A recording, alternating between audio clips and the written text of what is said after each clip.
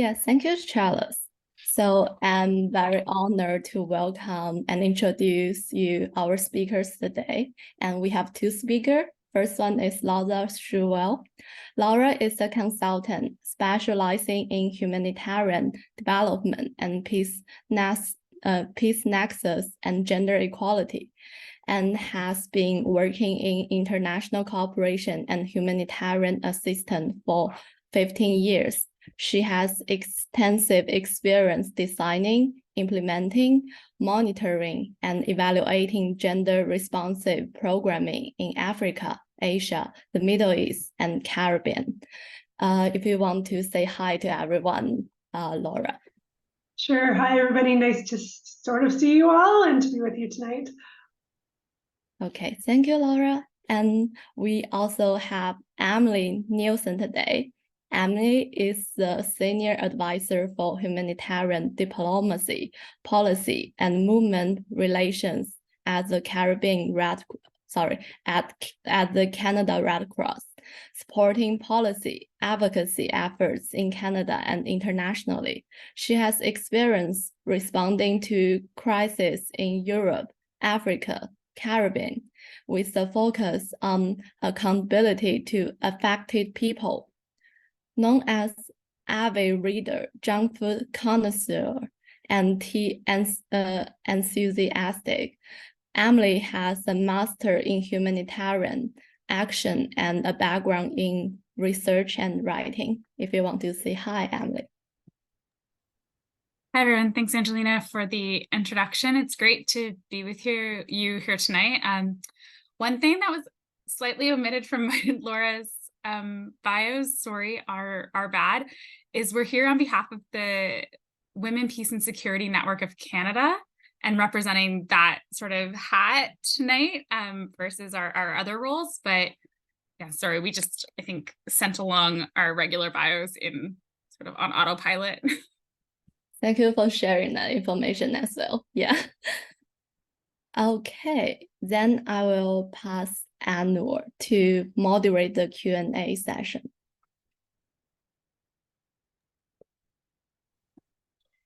Hello, everyone. I will keep my introduction extremely brief so we have more time for discussion, but my name is Iknor. I'm also part of the Youth Policymakers Hub with OCIC, and I'm extremely excited to be able to moderate a very insightful discussion today with Laura and Emily on FIAP's Action Area 6, Peace and Security. So we can jump right into it. So the first topic is, just an introduction to FIAP's Action Area 6, Peace and Security. Emily, if you can give us some insights on the history, when and why it was implemented, and then maybe Laura, you can follow up with where we currently stand in that work. Okay. Thanks, Ignore. So this might be a little bit dense, but I'll try to keep it brief. And then if you want to go into other parts of this in more depth, we can talk about it maybe a little bit more in the Q&A part. But I think to understand why the FIAP has the Peace and Security Action Area, we kind of need to go back to Resolution 1325 at the United Nations. And so this was adopted in October of 2000. It's actually almost its anniversary in a couple of weeks, the end of October. There's always a big Women, Peace and Security Week. So you can keep your eyes open for that. But this was essentially the first policy lever that we had that really illustrated the crucial connection between the lives of women and girls and global security. It also reaffirmed the crucial role that women play in conflict prevention and resolution, peace building, humanitarian response, and post-conflict reconstruction. It really also emphasized the need for full and equal participation of women for lasting peace. So it's a pretty fundamental resolution that's really helped set the trajectory of policy for the last 20 or so years. In Canada, it's been implemented through policies like FIAP and through the national action plans that Laura will talk about a little bit more. And it's also created a bunch of other resolutions that have followed that focused on particular aspects of women, peace, and security, which is women's peace building and peacemaking, and conflict-related sexual violence, which is, as you know, a big issue. Yeah, and then I wanted to talk about the one I think you're very familiar with, which is Sustainable Development Goals. So these were obviously launched in 2015. We're just past the halfway mark right now, so you can read a bunch of reports that have come out on the progress to date. It's not great reading, unfortunately. We're a bit off track in terms of reaching the targets. So there's been some efforts to accelerate how things are going. But related to FIAP Action Area 6, there's goal number 5, which is gender equality. For obvious purposes, remember under 1325, you need the full and equal participation of women for lasting peace. And the recent reports show that it'll be 47 years until we have equal representation of women in national parliaments. It's a little concerning and a bit of a challenge because investing in policy reforms to remove systemic barriers is still what is needed in order to achieve that lasting peace. It needs to, manifest in national policies, budgets, institutions. So that need to cross-cut gender equality in everything that is done is really, really important still. And the best way to do that is to have that representation in power positions. So that goal is really important to this action area. And then goal 16, which is peace, justice, and strong institutions, also really important. Also, sadly, off track. Last year was the first year there was a 50% increase in conflict-related civilian deaths, mostly due to the conflict with Ukraine and Russia, but concerning nonetheless. This one speaks to the need to find lasting solutions to conflict. I think we can all agree it has a pretty detrimental impact on people's lives when you have ongoing insecurity and conflict. It has a pretty significant impact on both genders in various different ways when there is this ongoing violence in communities. So this is a fairly important goal. And then I know you guys are all experts, so you understand once you have these commitments at the UN that Canada has made, you need to make it into domestic policy, and that leads us to the FIAP.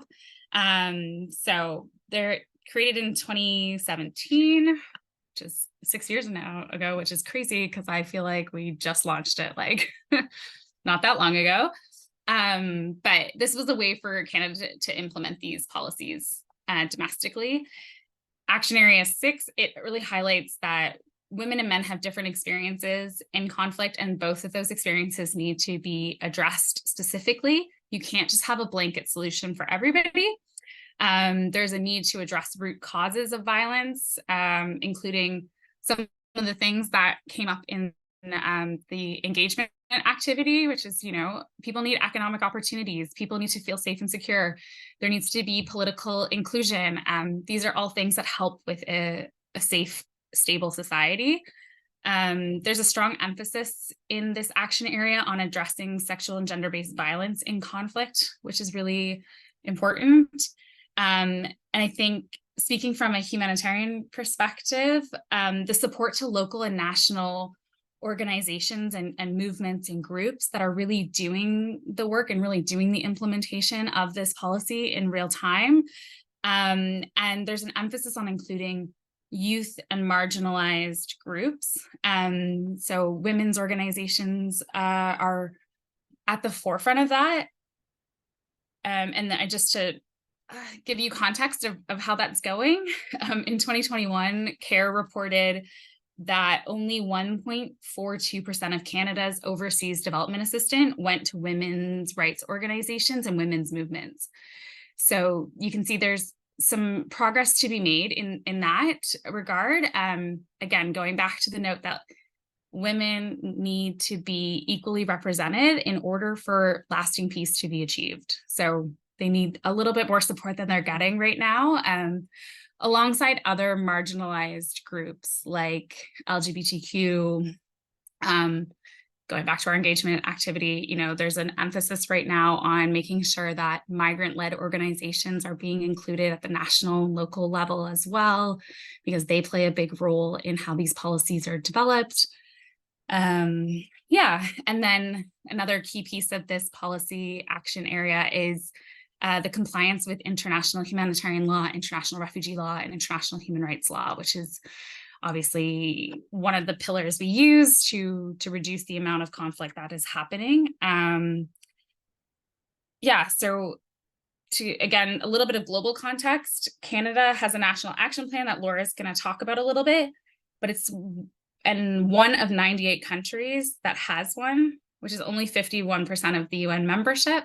And that whole membership is subject to Resolution 1325, which you're supposed to create a national action plan for. So 23 years in, there's still some work to be done there. And just to say that it's an evolving area, I think we talk a lot about women, peace, and security, or a feminist approach, but just noting that it needs to really be intersectional.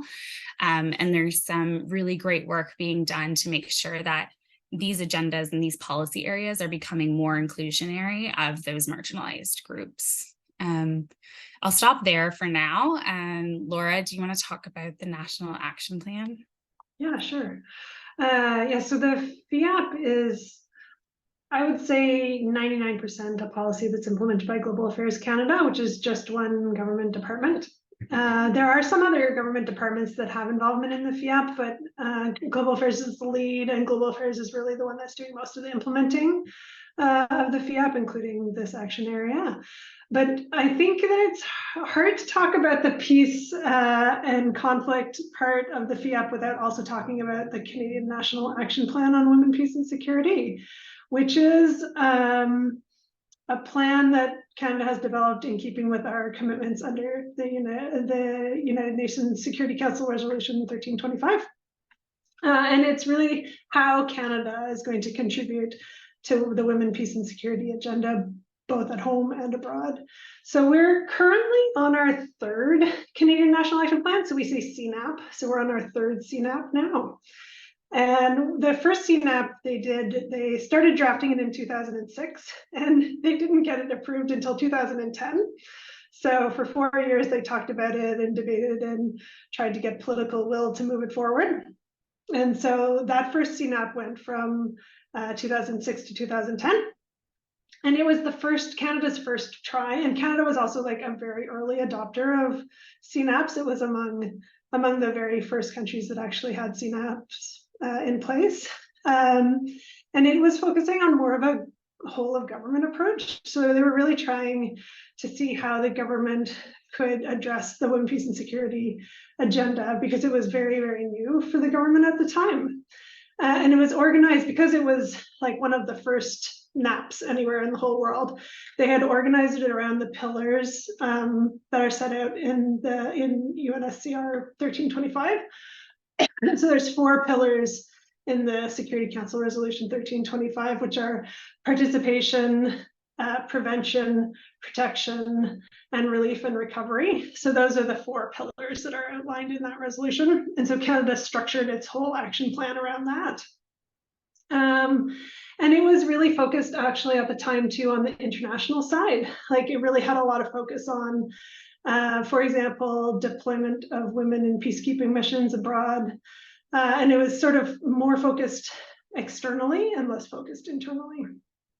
So that one ended in 2016. We're currently just finishing our second CNAP, which actually ended in 2022.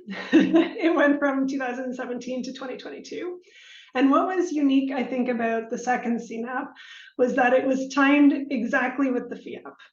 So Canada had just adopted the FIAP in 2017 when the Trudeau government came in, and at the same time they also launched this new CNAP 2, which means that the CNAP 2 is really presented as a feminist document with feminist principles, with various levels of success in that, I would say. And so it's a lot more substantive than the first CNAP, and it's really trying to tackle more human rights and gender equality issues. Gender equality is really more central in the second CNAP because of the FIAP and because of the intersection and the government prioritization on feminism at the time.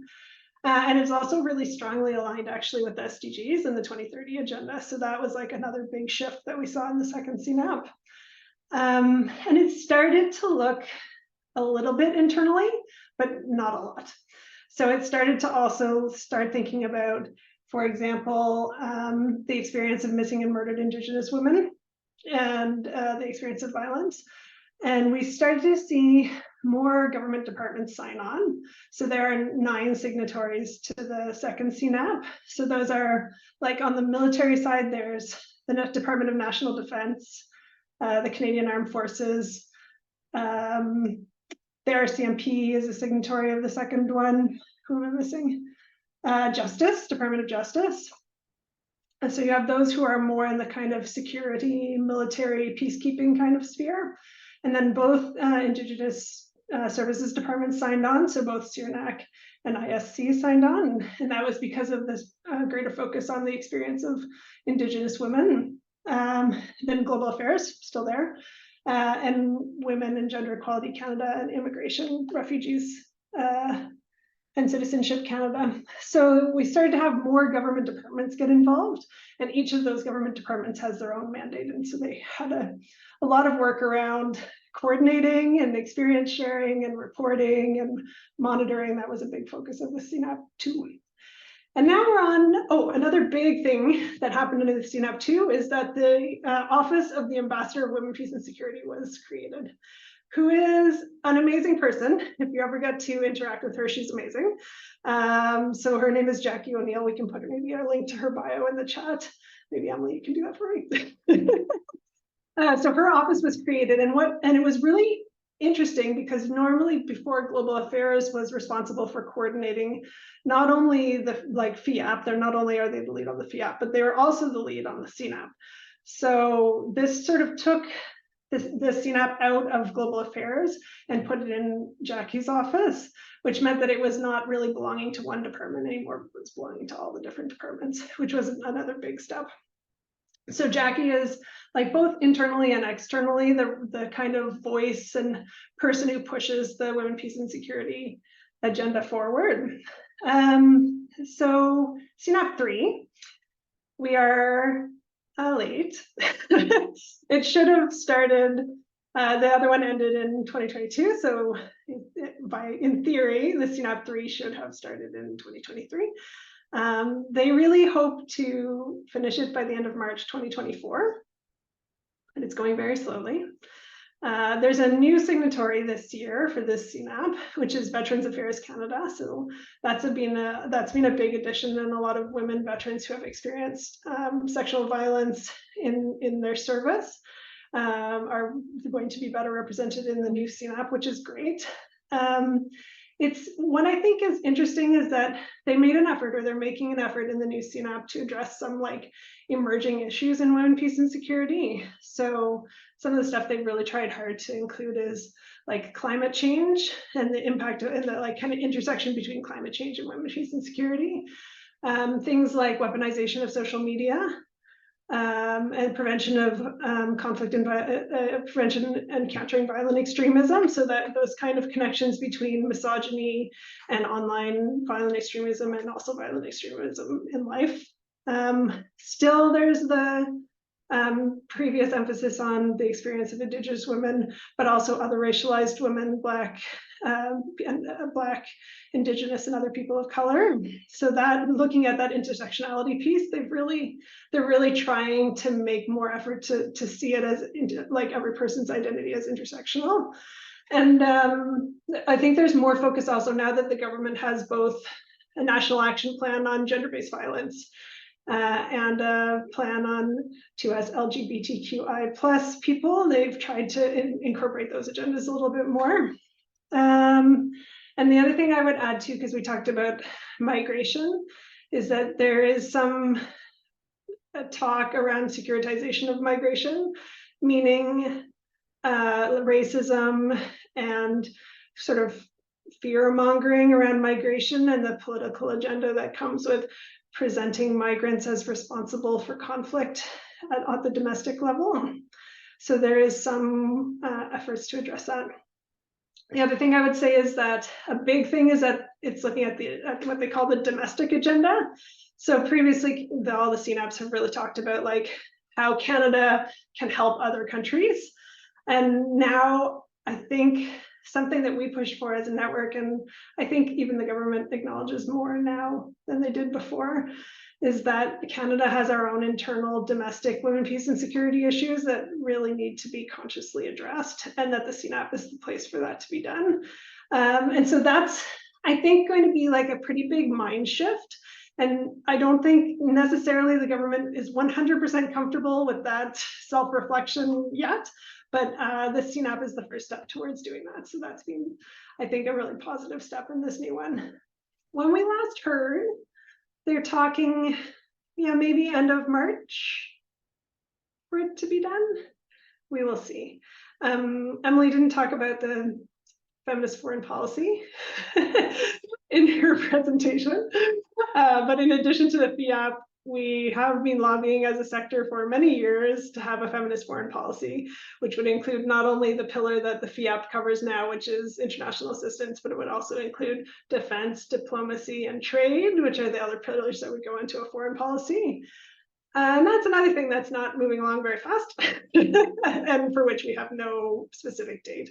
So I think there's some intersecting pieces here that are all going a little slowly right now. So I'll wrap up there. I think that was probably enough on this topic, and Ignore, I'll leave you to ask your next question. Thank you both so much. Like you said, Emily, Resolution 1325 has been around for over 20 years now, and we're starting to see more UN member states emerging with their national action plans. But Canada has historically been a little earlier when it comes to, emphasizing the crucial place of, women, peace, and security within their work. So, with the first CNAP starting from 2006, but interestingly enough, the one I want to speak very quickly about, CNAP 2 and its alignment with FIAP, because, in many ways, I would assume that the Canadian government found it very important that these CNAP reflect a lot of the, feminist language, the principles found in FIAP.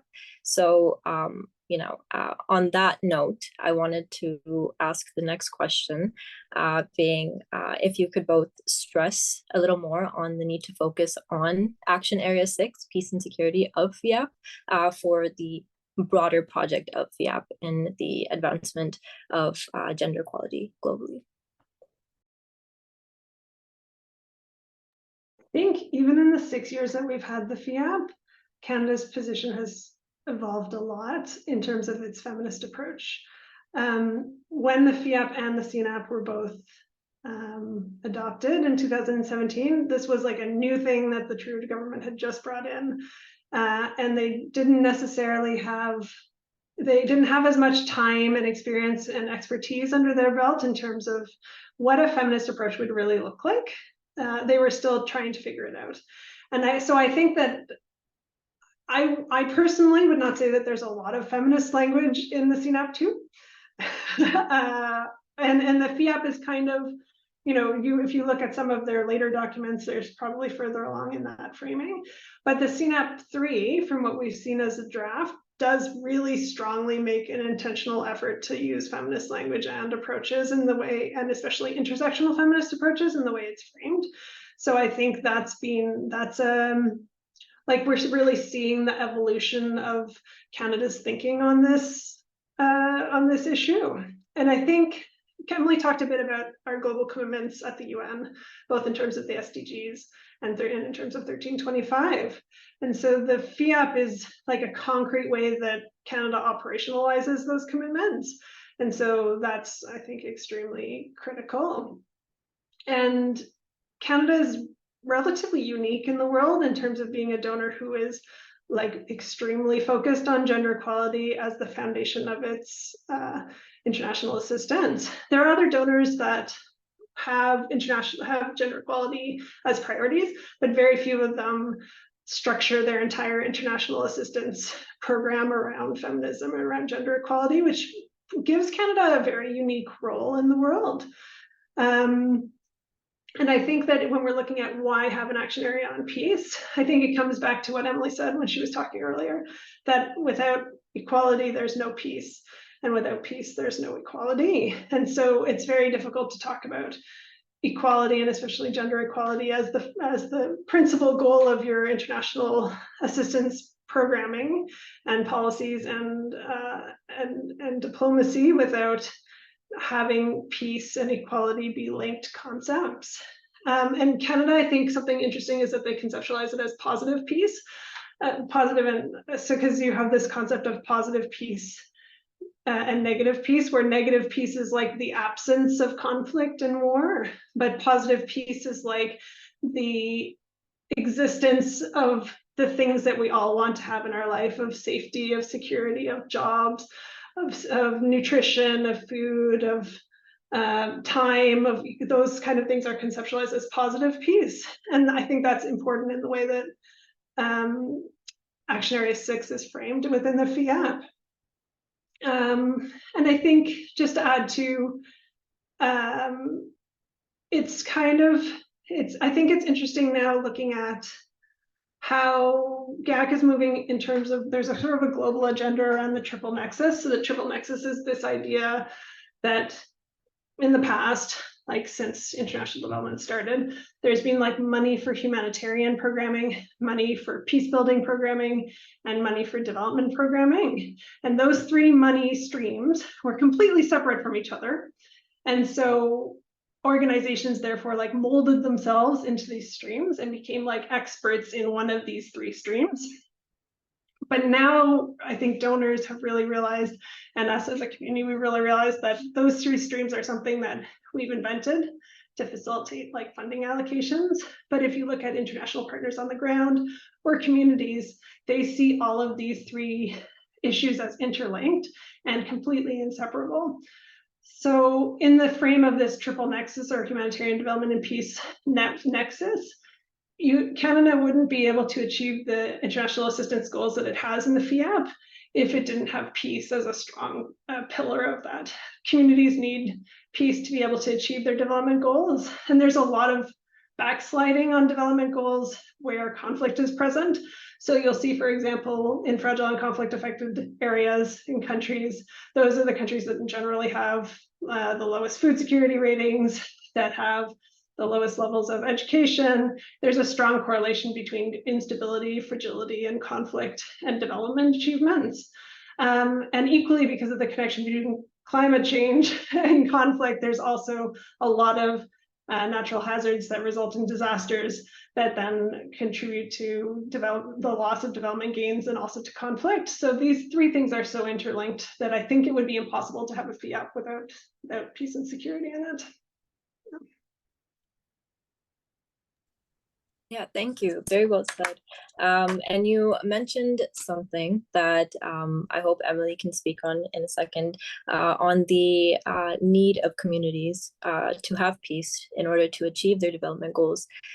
So for Emily, I want to ask, what do you believe is the role of civil society in implementing the Peace and Security Action Area along with the government?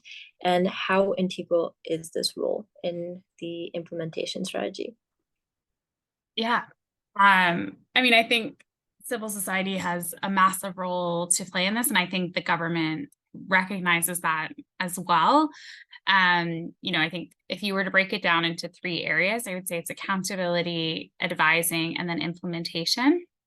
So, you know, on advising, Laura kind of implied, you know, the network has been able to see a few things here and there and provide some inputs and some feedback and really support what they're doing. Under CNAP 2, we had regular meetings with different departments that are engaged or had action plans, and we were able to sort of provide some insights and some feedback and recommendations under the structure that we had under CNAP 2. So, you know, I think advising and working hand in hand can be really advantageous for everybody.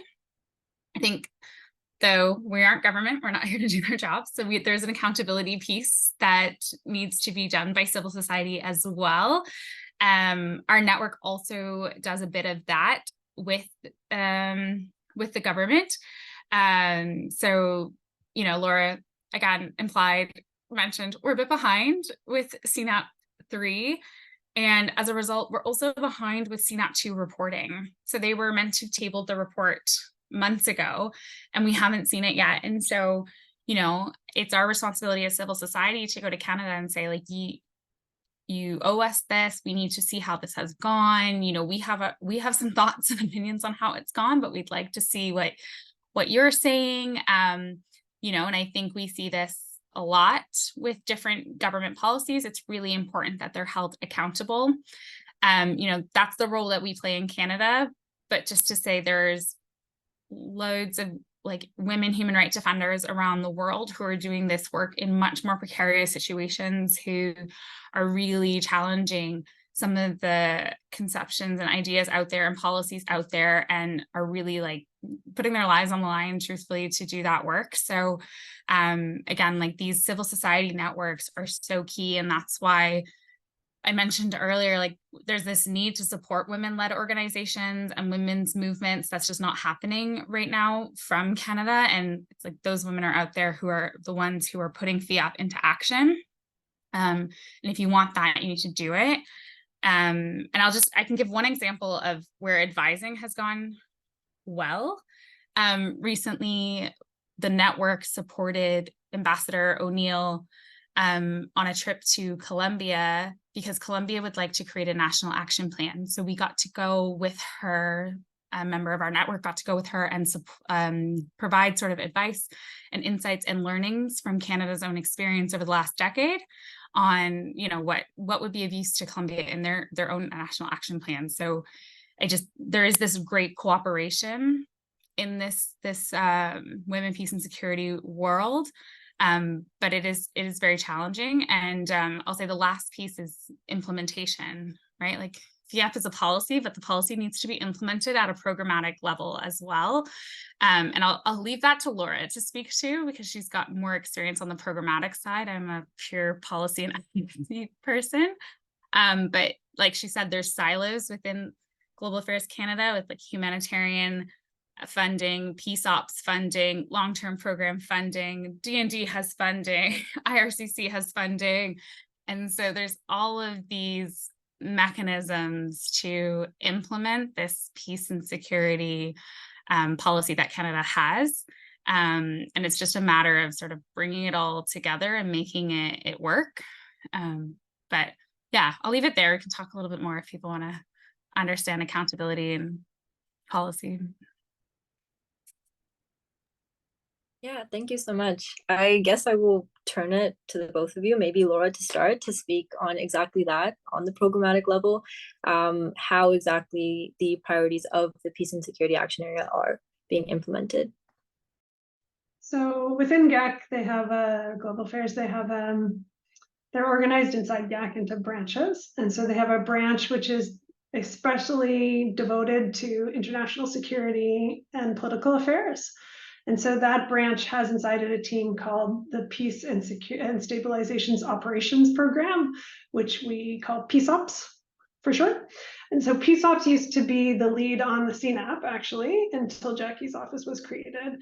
And now still they're like the focal point within the department for providing support and programming on peace and stabilization programming. So they are really the ones who are like the leads on making sure that Action Area 6 is implemented and implemented properly. So they do a whole, like, a huge range of things, like so many things.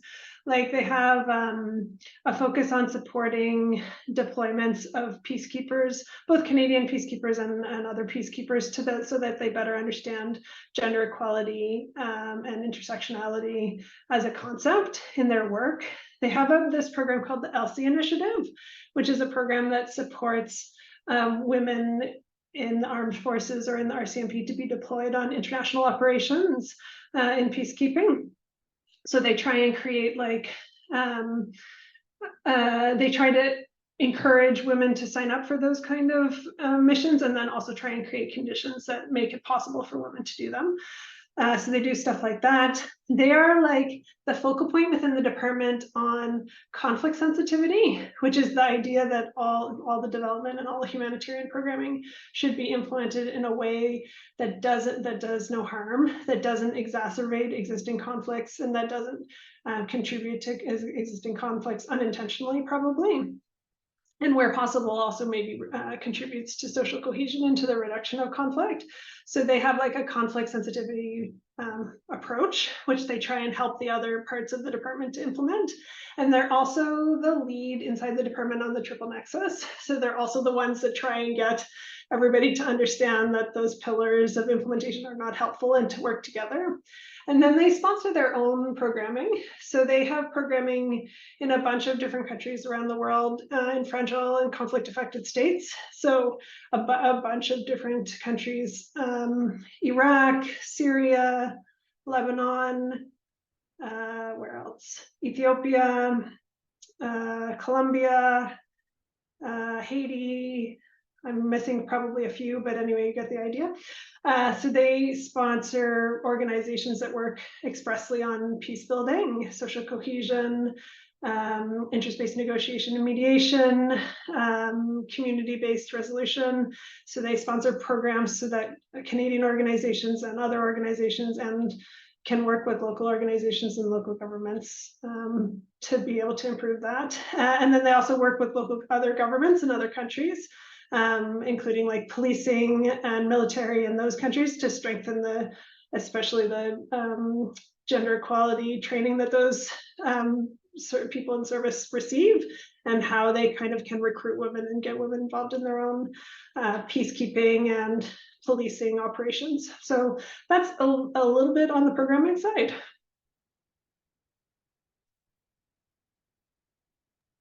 Oh, I forgot.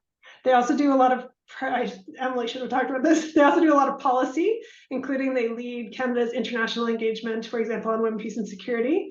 They're the chair of the Women, Peace and Security Focal Points Network, and they also do all of Canada's international engagements. Oh, they also house the new climate, what's it called, Emily? NATO Climate and NATO Center for Climate Excellence or something. That one. So they do a lot of policy work as well at the UN and in other bilateral fora. Yeah.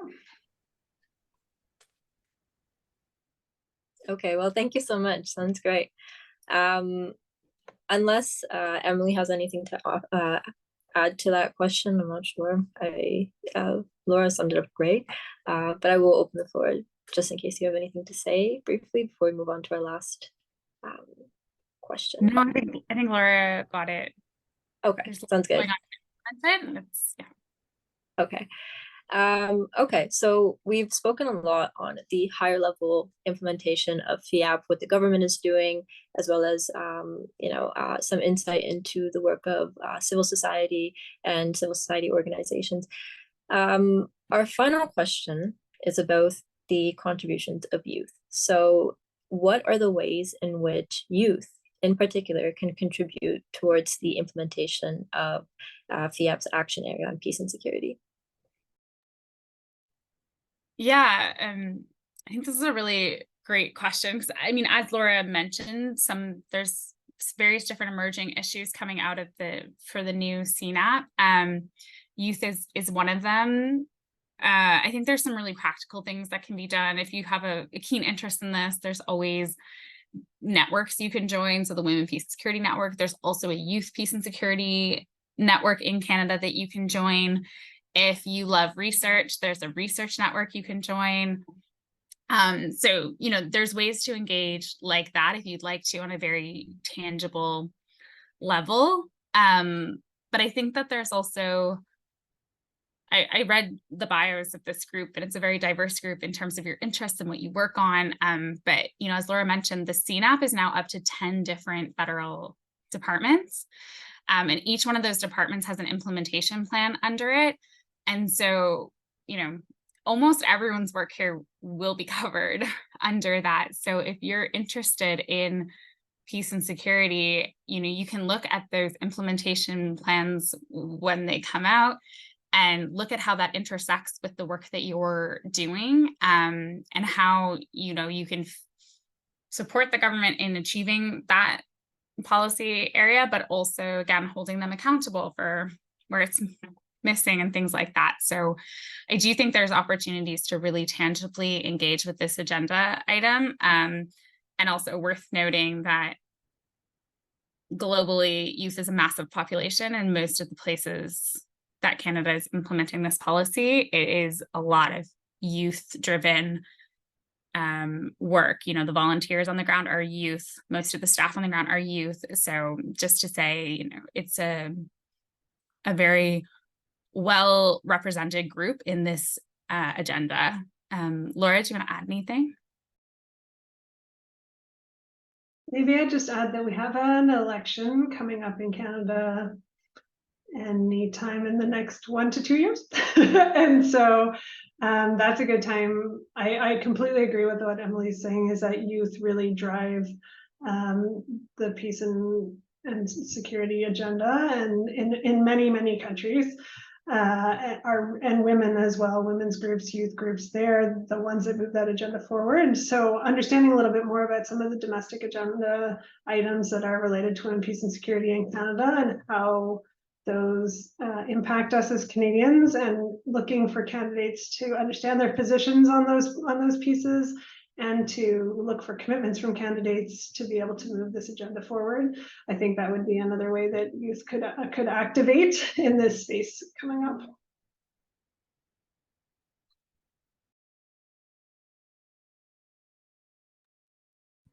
Okay, thank you both so much. As someone with a particular interest in the WPS agenda, particularly with the intersection with the digital realm, so how the women, peace and security agenda materializes when it comes to digital issues.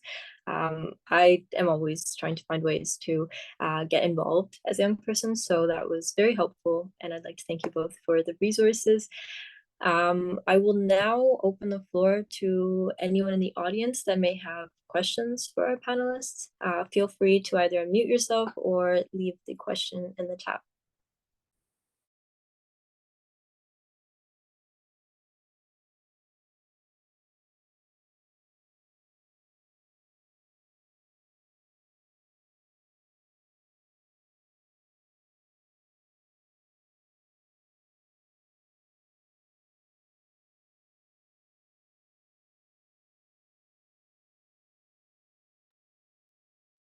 I can go. That's okay. Thank you both just for giving us a little insight and talking about the work that you also do. You both spoke a bit about women and peace and security agenda. How does youth and peace and security agenda fit into that? I think just looping in back to the previous question.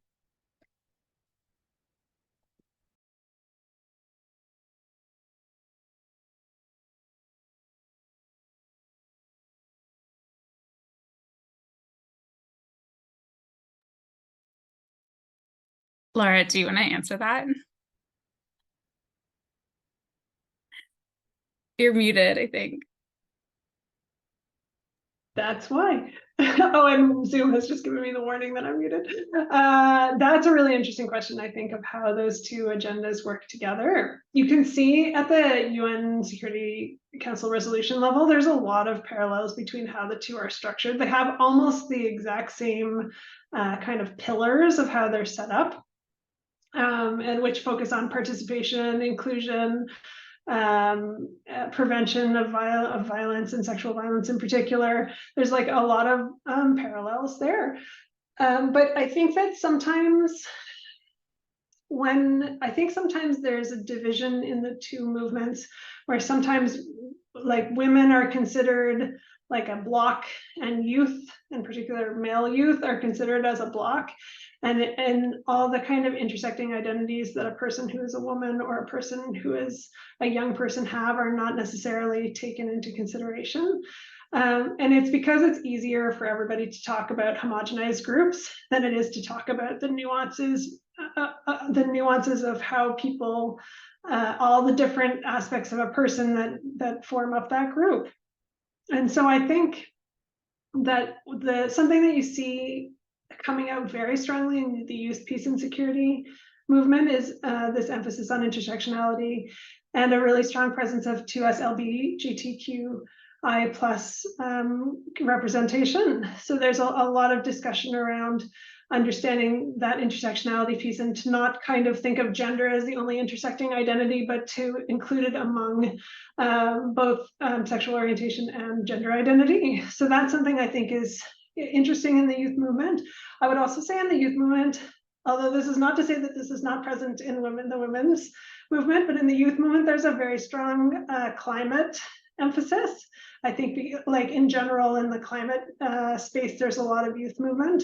And so I think that there's a really strong emphasis usually in the youth, peace, and security movement around climate. And I think, as Ignore was saying earlier, there's an increasing interest among young people around social media and the weaponization of social media, of online, how online violence translates into offline violence, terrorism, and how misogyny is linked to those concepts. I think there's like quite a lot of that in the youth movement as well.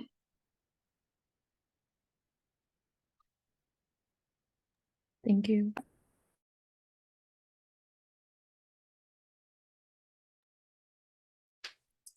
Thank you, Laura. Are there any other questions? Just before we move on to potentially closing. Yeah, I can ask a question. Laura and Emily, I'm wondering what inspired you to start your work in this field, and for many of us in the YPH who are kind of just starting our careers in policy, what advice you would have for us as we're beginning this new journey. Thank you.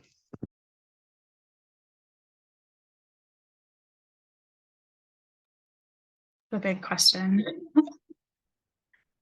Why did I start in peace and security? So my background is development work and then humanitarian work, and humanitarian work intersects quite a bit with conflict.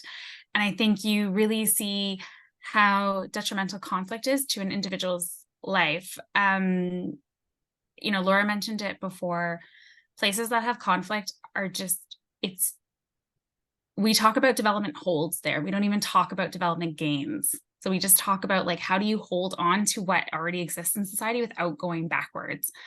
And that's, I think, can be really, really hard to wrap your head around if you've been doing it for a few years. It's just this idea that you are constantly responding without looking at that long-term lasting solution. And when it's very evident that if you include women, you will get better outcomes.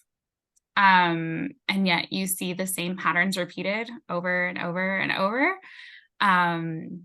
Yeah, I think for me, I just was like, okay, I want to be part of the solution. I want to work on, I mean, particularly for me, the advocacy side, because I wanted to be able to speak out and speak to government about these issues and bring them to the forefront.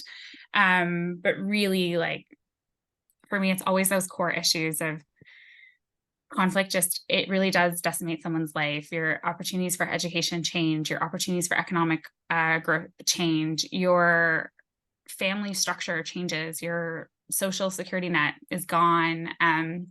So just really those opportunities for people disappear, and I wanted to be a part of that solution. Advice. Laura, do you want to say why you do peace, and then we'll come back to advice? Yeah, advice. Yeah, I also came from a humanitarian background. I worked in humanitarian response, like in response, like as in programming in different countries for a long time. And when I came back to Canada, I started working at an organization that was like structured as a humanitarian development and peace, a triple nexus organization. And so they had a huge peace component. And so that meant that, and the part of my job, because I was the person who represented Canada, part of my job was to talk about gender equality and feminism and to work as a kind of gender advisor. So the intersection between talking about gender and equality and then talking about peace came together so that I became like the person who talked about women, peace, and security in the organization. And my last posting before I came back to Canada was in Haiti. And I think Haiti is a great example of a place where there, like, development gains are very hard to make, and there's a lot of backsliding because of conflict, and not necessarily only conflict in the way that you would see like war, but also gang violence, and also just a governance system that is not functioning. And I loved living in Haiti, and it's really heartbreaking, really, to see a country with so much potential, like, struggle so much to just maintain what it has and not to be backsliding. And it's really clear, I think, when you're living in that kind of context or working in that kind of context, the impact that conflict has, and fragility, and lack of legitimacy of governance institutions. And it's hard to deny that peace is really essential to development when you see how situations like that, I think.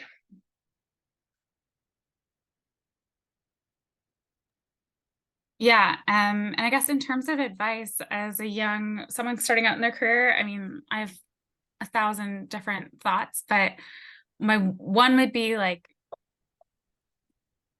everything in international cooperation, in peace and security is intersectional. So no experience is bad experience, because you can apply it to the next thing you do. So try to take as many opportunities as you can to keep learning and growing. I think it's important to, inform yourself, speak to others, do things like this. I mean, it's amazing that this is a group. It's amazing that you all took the time to apply to something like this and commit to something like this and have opportunities to learn from people who are engaging in that policy area in this moment.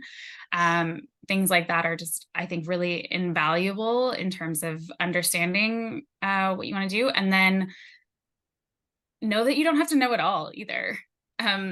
Peace and security is absolutely massive. We're talking 10 federal departments will be in the next National Action Plan.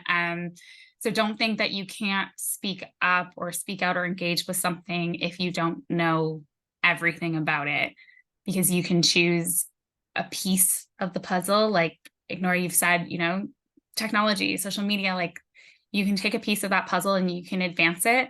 And that's where things like networks come in so handy, because then if everyone's advancing a piece of the puzzle, hopefully eventually it all comes together. I think mine is a little bit more bummery than Emily's. Take Emily's for the bright side. Mine would be, I think as Canadians, we need to think about the movement towards decolonization and international assistance. And so there is a really strong movement towards there's like a traditional way of implementing international assistance, both humanitarian and development, that is heavily focused on expatriates from countries like Canada going into other countries and taking high-paying jobs and implementing, doing direct implementation. And I think there is a slow but definite movement towards what they call decolonization of aid, which is trying to make sure that those who are leading efforts in the countries are those people who are from the countries. And so I think if you're thinking of getting into, so when I started this, it was still the time of like expats going abroad and working. And more time that I spend, the more I think about what is my role. And that was part of the reason why I came back to Canada, is because I didn't really feel that it was appropriate anymore for me as a Canadian to be overseas and based in those roles and carrying out those responsibilities, when I had colleagues who were excellent from those countries who could also do it. And so I think when you think about what you want to do, I think try to avoid the kind of savior mentality that can come with the wish to help people, but try to understand where can you fit into this puzzle that is appropriate for you with your own identity as a Canadian. So how can you be in Canada and support that cause? How can you advocate? How can you work on Canadian government policy, which has so much impact on people in those countries? It doesn't necessarily have to be that you go to a country and you work there. You can also be in this field in a lot of different ways that are, I think, more respectful of your own role and your own positioning in the kind of bigger picture. Sorry to be a bummer. No, that's great. Thank you so much. Thank you both for answering the question. Just to make a comment on that, I understand just how important that is, ensuring that there isn't, that Western savior lens in developmental aid, because it's important that we do keep, the few of the more developed countries accountable for the amount of resources that they take in their developmental work, but making sure that we do it in a meaningful way where we're actually growing, aiding in the growth of these economies for them to flourish on their own. So thank you for that, Laura. And that's something that I hope to advocate for as well. So yeah, are there any other questions? I have a question. Hi there. Thank you very much for your advice. My name is Lian, and my question is actually I think it's a little bit related because you did mention that to have durable policies on peace and security, it's important to have women representation. And we all know women representation, there's a lot of barriers for women to enter, especially humanitarian response and peace and security roles. So what specific strategies do you have in the organizational level, or probably in your personal way, to increase representation of women in peace and security, and especially in policy?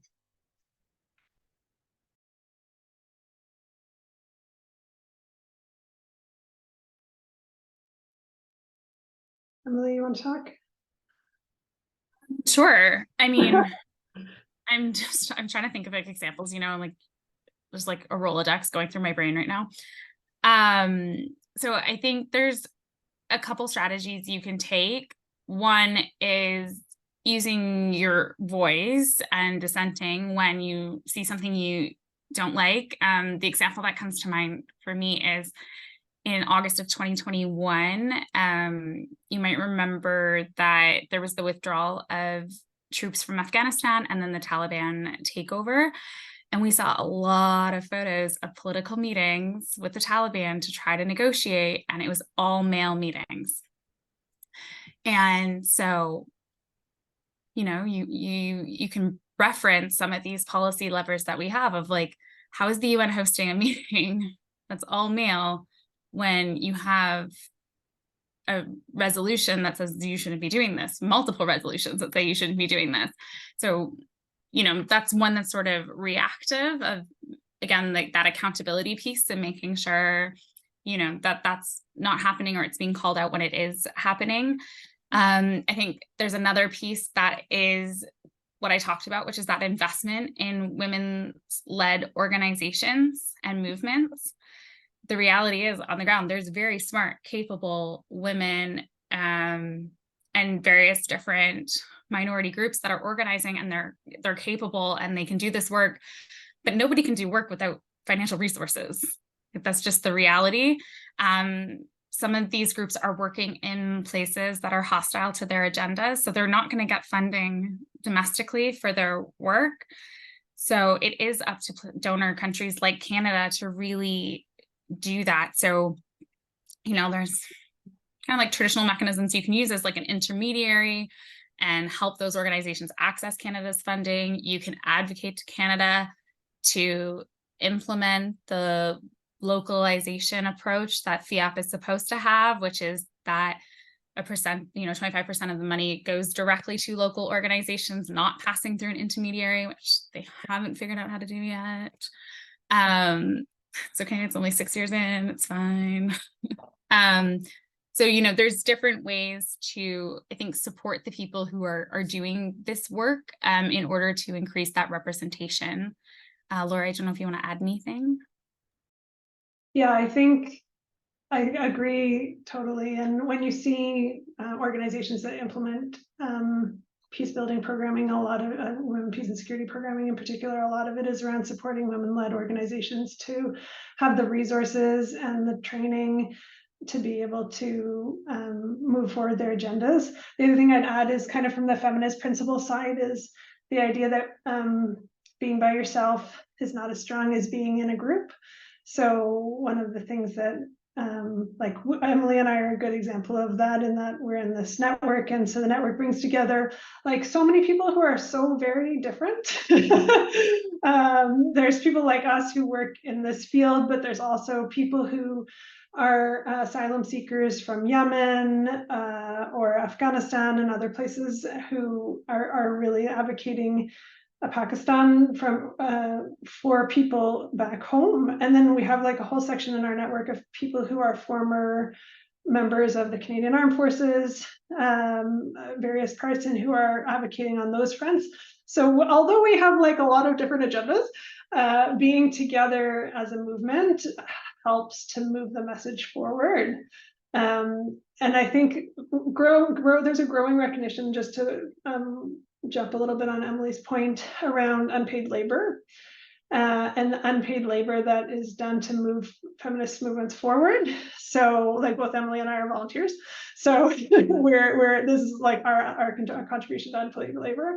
And so to recognize that advocating for peace is something that should be fairly reimbursed. And that's part of the reason also why women, human rights defenders and women-led organizations advocating for peace need support, really, is because nobody can do something that puts their own life and the life of their family in jeopardy for free. And so I think that's another big point that comes up. The other thing is just there's often a framing around training, so that women need training on negotiation or mediation or assertiveness, sometimes you see. And I think take that a little bit with a grain of salt, because that kind of ignores the presence of power dynamics and systems that don't enable women to participate or to express themselves. So it's not a flaw of the woman that she's not assertive enough in the meeting, when there's a structural bias against her participating or speaking. So I think as you move forward, just be cautious of the idea that it's a weakness in women that we can't participate properly, and more to think towards the systemic side, I think. I could definitely relate to everything that you said, actually, because a lot of I'm contemplating whether I should volunteer so that I could get the experience, because it's a big problem that we don't have a lot of training, especially for women. That's also the main reason we don't have representation. So I do have a follow-up question. My follow-up question is, maybe in your own organization or your own capacity, do you know any opportunities on those kind of access to resources or training, or would you mind sharing it to us? Or to those people who are, maybe we have people who are interested as well, we can share to our colleagues or. Yeah, this is another thing. Actually, that's a very good point that we probably should have brought up too, is that for young people, you're so often expected to volunteer or do internships or do something that's poorly paid so that you can get experience. And I think there is some value to, like, obviously, I think there's a value to volunteering, as I'm volunteering, but I think also to be able to look for opportunities where you're paid so that you can live is something that's difficult and rare. I am not the right person to talk to about opportunities. When I went on a Government of Canada youth internship program, which I don't know if it still exists or not. Maybe Emily is more more in touch with this than me. I don't know. I did IAP too for a year. Yeah, I'm trying to think of like something specific to work in peace. But I might have to come back to you if I'll put some thought into it. We do have a youth program at Canadian Red Cross for volunteers and staff, but it's not specific to sort of an opportunity to work on peace and security issues necessarily. So, but I can reach out to them and see what they know, and I'll connect back with you all on that if I can come up with something. And there's the youth peace and security network. They, you know, as Laura said, like, we volunteer to be part of a network because we believe in what it's trying to do and what it's trying to accomplish. Yeah, there might be opportunities also through the youth network in particular, because they'd be looking out for those. I love that IF's still around. Too. Can't believe it's surviving.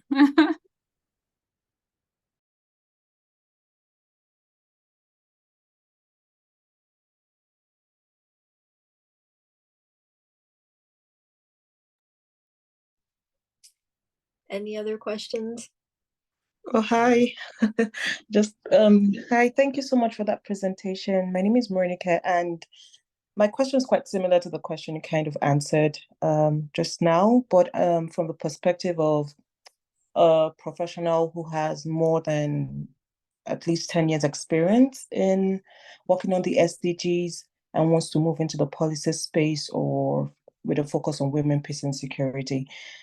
With a lot of volunteer opportunities, there limits and restrictions on the age groups. So for someone like me that can't do so much of volunteering with youth networks and all that, how do I present myself with the transferable skills I already have to move into this field of policy and working more on women, peace and security issues? Okay.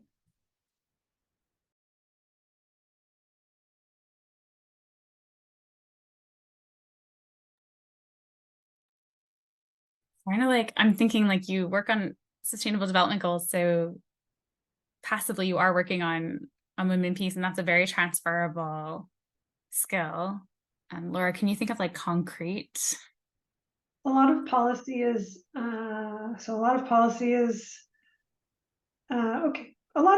writing well, I would say.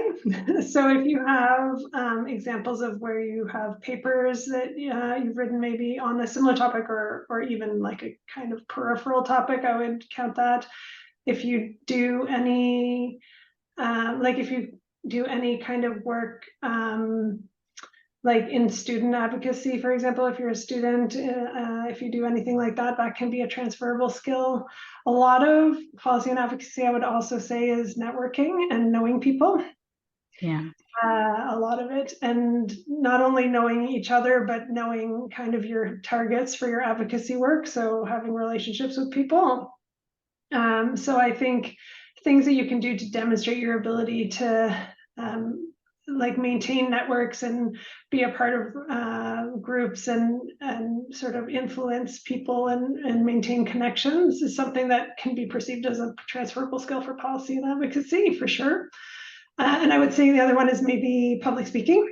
So we don't do a lot of public speaking, I would say, but we do a lot of short meetings where you have to say your point in a very short amount of time to people who are only marginally interested in what you're trying to say. So I think practicing those kind of debate skills or being in the like a Toastmasters or those kind of things, that can be also helpful in this kind of setting. I don't know, Emily, what else do you think? Well, I was just thinking, like, if you're looking for an opportunity, a job, the other thing I'll just flag is, you know, peace work. I mean, my world is NGOs. It's often done by NGOs, and having a policy person in an NGO is a luxury. Yeah. So it's often, you're not going to find a job that's posted that is for policy and advocacy outside of like the big INGOs, in my experience. So really, I think it ends up being incorporated into jobs where sort of your role would have some sort of responsibility in terms of interactions with the government of Canada. So you might be, you know, a program manager, and like one of the tasks assigned to you would be to understand and implement policy. I see it a lot sort of, yeah, like in management positions where it gets integrated into their role versus having a standalone policy and advocacy person, because just unfortunately, there's not a lot of funding right now for this area of work. And we know that the government of Canada is now in a budget reduction as well. So Just to say, you know, you might have to do a little bit more work in terms of like scanning job descriptions and trying to understand if you might have some interactions with the government of Canada, because then it's a policy and advocacy job. Yeah. And Thank then you so much. if you're interested in government, I don't work in government, so probably you might have other speakers who have better advice on this, but from because I'm from Ottawa, many people I know work in government, what I'd say is that if you see competitions posted where you can get into a pool, try to get into a pool. And then the government has this Facebook, like an informal job sharing Facebook. I don't know if you've seen that. It's like a policy informal job sharing Facebook. No. Yeah, I'll try to find the link for you. If you're in a pool already, meaning you're qualified, even if it's like a department that you have zero interest in, you can like put your CV up there and say like, I'm a EC3, I'm an EC3 pool, and then you can kind of use that as a way to get into the actual department that you want to work in. I will look for the Facebook address for you. Thank you so much. That was super helpful. Thank you so much.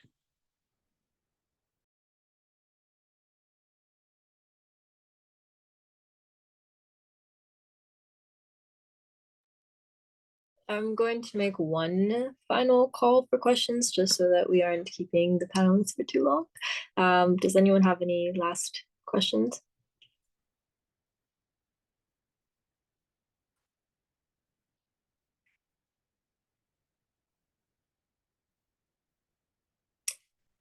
All right, well, if that is it, I'm going to pass it over to Charles for the closing.